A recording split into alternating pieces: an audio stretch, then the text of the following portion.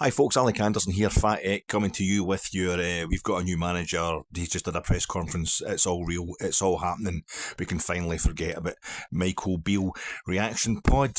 It's Thursday the 19th of October, I haven't spoke to you for a wee while on this here, my own little individual channel, but if you saw me on Jersey Night on Sunday night, I was doing a wee reaction pod to the news that Philippe Clement is officially the 19th full-time permanent manager of our Rangers FC. Thank God, thank God. And he had his press conference, his first press conference facing your actual Scottish media. Had a wee in-house job on Monday with Rangers TV, but the real deal, into the blue room at Ibrox for the full treatment, and unlike Mark Warburton, he could work out what door to come through.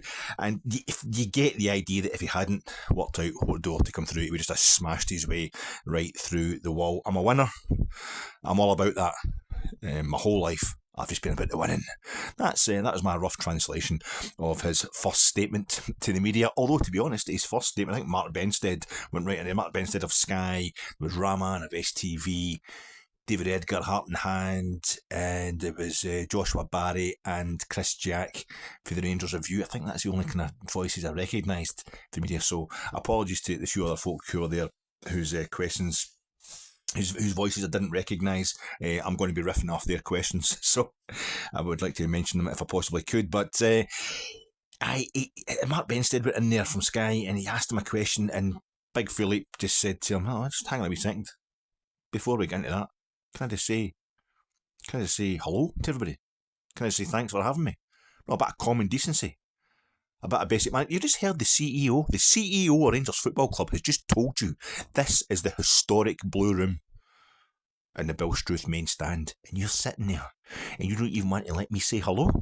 Try to set me up like some sort of prick, Benstead, one more bit of that for you, son, and you'll be playing up front with Dessers on Saturday. But I might be kind of over-interpreting that. I might be reading a bit much into it. But the thing for me was, we needed this press conference. It's only a press conference.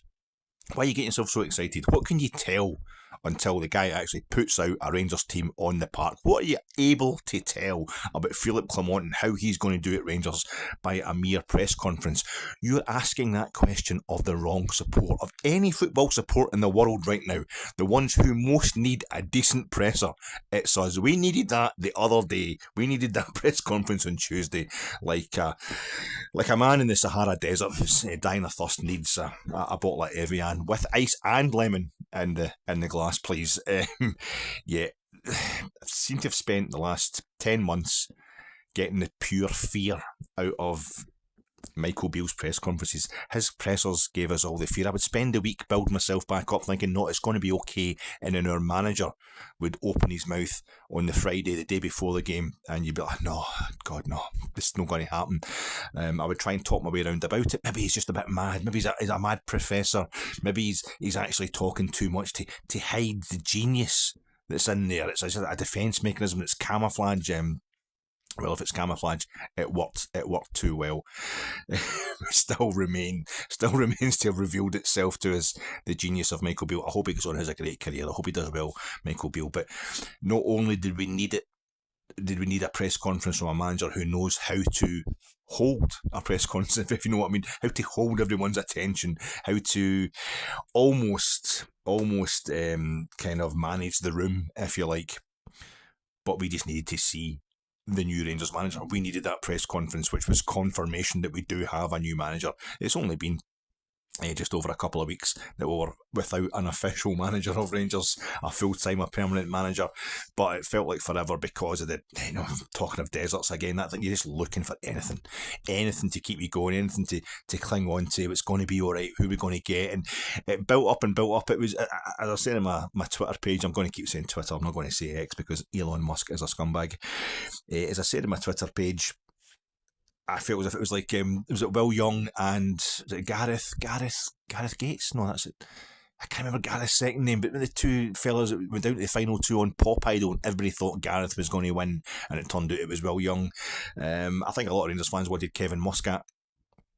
I wanted Philippe Clement, but that narrowing it down process, that took a week. I was like getting rid of Michael Beale, and then getting sorted out the Steve Davis as the interim manager, and then the news was emerging. There's going to be this week of interviews in London, and it was leaked out, quite deliberately, well managed, that it was down to Kevin Muscat and Philippe Clement. They were the two kind, so they were the kind of Will and Gareth. And that bit in Pop Idol where they had it's 20 years ago, but I remember it like it was yesterday, except for the guy's name. They had the big pregnant pause, and the winner is. And they do it in all these kind of reality game show type scenarios these days, where they hold on to that and they keep you waiting for like what feels like a month. And when it became clear that it was going to go into the last weekend, the decision as to whether it was going to be Clement or Muscat, it ratcheted up the tension. So this was the kind of big reveal, the official big reveal. Philippe Clement was indeed the new manager. A decision I'm personally very happy with. I preferred him to Kevin Muscat. No offence to Kevin Muscat, but I felt as if he fitted the bill a lot more accurately, and so delighted to see him the other day. And I was reading nothing but positivity. I was refusing to be anything other than positive about the big fella's first presser for Rangers. He's a big guy. He's ripped. I am fat, as I say, but I get the feeling if I could go down the gym with Big Philippe, I would be getting beasted day after day, and I would eventually, he could probably even knock me into shape. I thought it was very interesting because he's doing it with James Bisgrove. This press conference on Tuesday was James Bisgrove doing the introductions and what have you. He's getting to do the Ross Wilson thing of, look at this sweetie I'm presenting. Look at this big bit of cake I've given you, Rangers support. Don't you love me? But the problem there, the double-edged sword, being that James Bisgrove will be the first one to get it in the neck if this particular appointment doesn't work out. But I liked the way that when Bisgrove was being asked a question, but if you watch it on the official Rangers YouTube channel, the camera's still holding the two of them in shot. It's just it's the look in Clement's face. While he's waiting for Bisgrove to finish his answer, he's just sitting there. He's not like, all right, I'll take 2 minutes here and just have a wee breathe out or whatever. It's just the intensity. He's just sitting eyeballing the universe. He's got the kind of brow that's coming over the hill. He reminds me very much of the Tooth Fairy. Not the kind of mythical, folkloric creatures, the creepy wee things that come in and take your Wayne's teeth. Anyway, your Wayne's teeth under their pillow and put money in there. That's really it. And not Dwayne Johnson, that film he did, the Tooth Fairy, about that kind of thing. And I don't even know a lot of Rangers Twitterati in the last few days were quite happy to compare Clement in these kind of Jim Bunny ways, kind of ripped physique, with the artist formerly known as The Rock. But the Tooth Fairy, like Francis Dotherhide from Michael Mann's 1986 terrifying film Manhunter, a serial killer. I'm comparing it, our new manager, to a serial killer, and I mean it in a good way. So that's horrifically disrespectful in all sorts of ways. But it's a fictional serial killer. The Robert Harris book, Red Dragon. Robert Harrison, I can't remember the guy's name. The whole Hannibal Lecter thing. It's the first. This film, 1986. It's the first appearance of Hannibal Lecter on film, played by Brian Cox. And if you're one of the kind of contrary Brian from Family Guy types who likes to make it, he was actually far better than the Hannibal Lecter played by that Welsh guy Hopkins. But no, he was only in it for 2 or 3 minutes. It's got a cameo role. But the main thing is, Tom Noonan, the actor who plays the Tooth Fairy, Red Dragon, but he gets nicknamed the Tooth Fairy because he has this thing of kind of slightly biting people who he's murdered and slashed in their sleep. It's actually a really cheery film, really happy-go-lucky kind of film. But he's this massive guy, and he's got the kind of the brows kind of over, and his eyes are underneath it. Really scary looking dude. And that's the vibe I was getting. Tom Noonan, the actor who plays him, I wasn't really comfortable watching him until I saw him in Michael Mann's best ever film, Heat, 1995, De Niro, Pacino. Don't let me start talking about Heat. Be here all night. But he plays a character called Kelso, who's kind of confined to a wheelchair, and he's up in this house he's got up in the hills above LA, where he's a kind of proto cyber criminal, the dark web, works the dark web before there even was a dark web. He sets up all their scores and what have you, but he's a kind of just a geek. He's meant to be like a kind of criminal geek, and that's the first time I could really look at Tom Noonan after seeing him in Manhunter. He's a scary looking guy. And Philippe Clement was inspiring the same kind of fear in me watching him the other day. He looks like he would do damage in a dressing room only, though. I don't think he'd actually murder anybody unless he really had to. I thought when Mark Benstead come back at him at the end of the press conference and asked him about the two Swedish supporters, the two Sweden supporters who were murdered in Brussels the previous evening, I thought that was a bit, I'm not saying it was out of order. You've got a Belgian there in front of you, a former Belgian international, and it was a Belgian national as well. Okay, maybe it's an appropriate question, but even just like the guy was obviously crazy. The guy did it was obviously crazy. He seemed to fluctuate between let me onto the streets of Brussels and I'll deal with these guys. I'll never happen again, and I'm going to have a word with the United Nations and I'll maybe go out there as a one-man peacekeeping force. It was fluctuating between, I'll try and get that sorted for you. I'm sorry, I can't sort that. So he's an intense guy. That is the main thing I learned the other day from that press conference with Philippe Clement. I'm pretty sure now, I've never looked into this, it's absolutely terrible. I've had a fortnight to do this since his name was put forward as one of the main contenders. I've never actually confirmed that he is Flemish. But Antwerp, where he's from, is in Flanders, and he seemed to speak with that kind of at the back of his throat, the phlegm, the Vincent van Gogh. So I suppose synergy was a word that was getting used the other day quite a lot. But Philippe Clement, sorry for Philippe Clement to use it because he's not a banker type like that James Bisgrove. He's speaking in another language, not his first language. So I'm assuming his first language is Dutch. He'll be fluent in French. I mean, most people think, and there is that synergy in Belgium between the French and the Dutch languages. I think there's a third language. I've never really looked into that either. I need to do my research before I start opening my mouth. But why should I? Michael Beale never did. And I think so. I'm going to Monaco. The francophone thing wouldn't have hurt him in any way. He probably is fluent in French almost as he is in Dutch, but his speaking in English was fantastic the other day. But there's still that wee thing that he hasn't actually managed in Britain. He had a few months, maybe 6 months as a player at Coventry during his playing career, but he's never really, he's never really managed over here. So there's always that thing that he might not quite get it. And Paul Le Guen, Pedro Caixinha, very good with the media, very, very good, great English speakers. Just culturally, they didn't understand what was going on at Rangers. But you can see the big fella the other day. So it's a slight doubt for me, but you can see with Clement, he was thinking, I think he's obviously heard, maybe from Bisgrove, it's about he had a word or whatever, just what he's watched, and maybe hearing the boos after he's said he's watched every Rangers game that we've played this season. He got them watched before he came over here and the playing the other day. He maybe picked up the fact that we want our team to dominate. So when he was asked, what's your style going to be, it was the Belgian football expert that was on Sky a few days ago. A few other people have mentioned that he likes to draw the opposition out. In Belgium, he sometimes likes to draw the opposition out, and he's obviously cottoned on to the fact that that's not going to go down well here. We had Michael Beale trying that a few times this season when we really wanted Rangers just to pile on. So he quickly went right in there, making his excuses first. Even when I was at Beveren, even when I was managing at Beveren, my first full-time job there, a relegation addled team there, battling relegation all the time. I want him to dominate, I want him to attack. So he likes to dominate, he likes to attack, but he added quickly that he wasn't going to do that to the point where leaving himself open at the back. It's from a structure, it's from a plan. He's savvy with the media. He knows how to play us as a support, and that's absolutely fine because Michael Beale didn't. You know what I mean? And that makes you worry about him. He kept a few cards close to his chest, basically saying outright, I'm not going to start telling you exactly how the team is going to set up because I don't want to help my colleagues, my friends. He was talking about the other managers.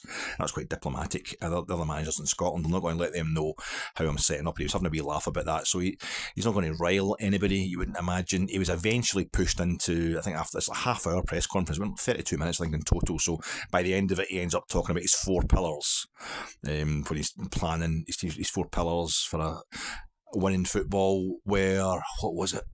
Physicality, mentality, tactics and technique. Not really saying a lot, but maybe phrasing it as your 4 pillars, maybe setting yourself up for the Chris Suttons of the world. But that's fine. If we can't withstand that, then we've got bigger problems. But yeah, he's a winner. I'm all about that. I'm all about. I love that. I love that. The real opener to his press conference was, "I'm a winner. I'm all about that." That's been my whole life. So he knows what we want. He knows what kind of manager we want in the dressing room. He was talking about how he's not going to make. He was asked about James Tavernier, like a hot potato amongst the Rangers support. Is he going to strip James Tavernier of the captaincy? And of course he isn't. He said he had no plans to do that, but he was also keen to point out that every player would get a clean sheet of paper as far as he was concerned. Somebody should have told him it's a blank slate, clean slate. You get over here on a blank piece of paper, whatever it was. He didn't get it quite right, but I think we can forgive him that, because I can't quite get it right here either, and it's my first language. So yeah, he did really well, just saying everybody's kind of playing for their place. He's not going to judge anybody in what's gone before. He obviously is doing that, having watched them all. He'll know what he's looking for. He was talking about Cyril Dessers, who he managed at Genk, just pointing out straight away that just because he's Belgian, and Dessers he was born in Belgium, but he's a Nigerian international through his family. He's not going to do him any favours, basically. I just think the thing with Dessers is we've got a really slow guy who we're knocking long balls to. If we can hit the byline and pull it back, Dessers could turn into, he could turn into a cracking striker. Who knows? But maybe I'm getting far too optimistic. Just on the strength of us having a new manager finally.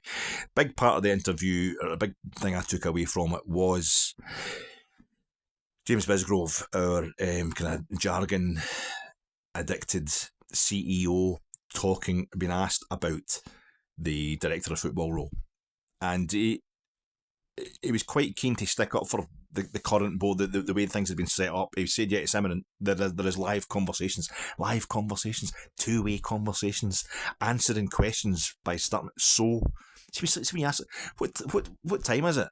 So I'm looking at my watch, and I think I can see the wee hands past the fact. It's the most passive-aggressive thing in the world, that answering questions by starting the answer with "so." Anyway, he did that, and then he threw synergy, and he talked about Graham Souness adding value